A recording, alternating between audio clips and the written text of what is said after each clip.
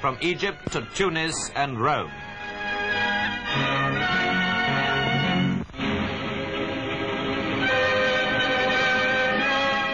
The village of Bosnia, Yugoslavia, has changed hands between the Germans and Yugoslav Partisans no less than 6 times.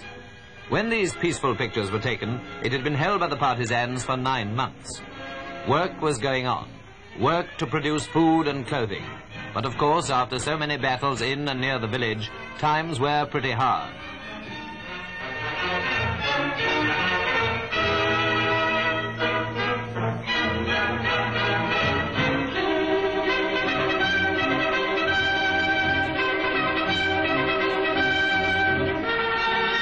The village itself was mostly deserted.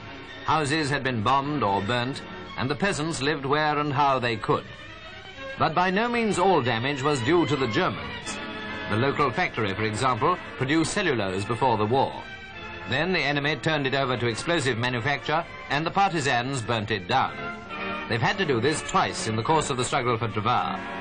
As you can see, they made a good job of the factory and the railway.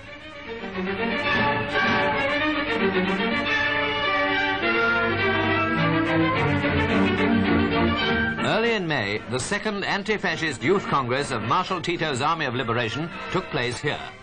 Our picture shows delegates from Montenegro about to leave after the congress was over. Their leader was Stana Tomashevitch. 21 years old and formerly a schoolteacher, this partisan leader has been fighting for 3 years and has been wounded twice.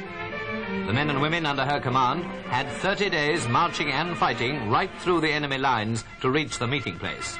The same prospect faces them as Stana and her partisans march off. When asked how many Germans she had killed, Stana said, "Oh, quite a lot."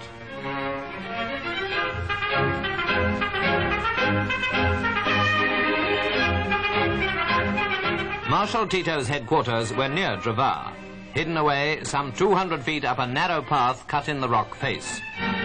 Well concealed and well guarded, Tito's headquarters were nevertheless attacked by German paratroops only 11 days after these pictures were taken.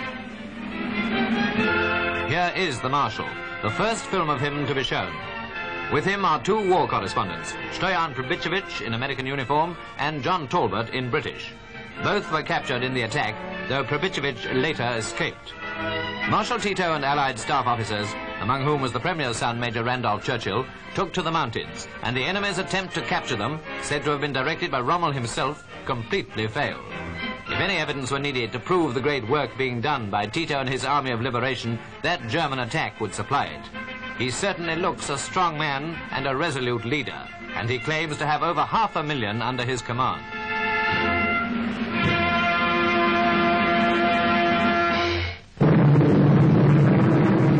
New weapons for victory on every